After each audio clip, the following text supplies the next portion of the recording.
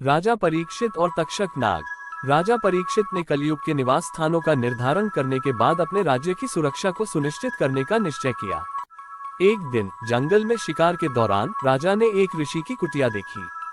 ऋषि शमीक की तपस्या में व्यवधान डालने के बजाय राजा ने उन्हें प्रणाम किया और उनकी कृपा प्राप्त करने की प्रार्थना की। इस बीच राजा परीक्षित ने थोड़ा जल पर पीने का विचार किया।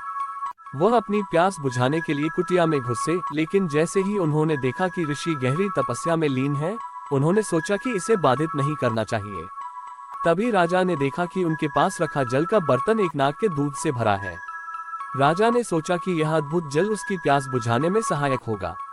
जब राजा ने वह जल पिया तो अचानक कुटिया में संजीवनी शक्ति का संचार हुआ और ऋषि शमीक की तपस्या भंग हो गई। ऋषि ने अचानक अपनी आंखें खोली और राजा को देखकर क्रोधित हो गए। उन्होंने गर्जना के साथ कहा, तुमने मेरी तपस्या में विघ्न डाला है, मुझे तुम्हारे अपराध का बदला लेना होगा। राजा परीक्षित ने विनम्रता से कहा, हे ऋषि, मेरी मंशा केवल प्यास बुझाने की थी, कृपया मुझे क्षमा करें।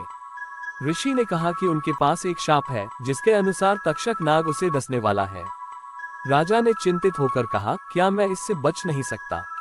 ऋषि ने कहा, नहीं, ये तुम्हारी नियति है।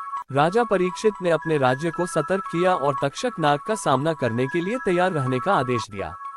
लेकिन तक्षक नाग ने राजा को डस लिया और राजा ने अपनी अंतिम सांस ली।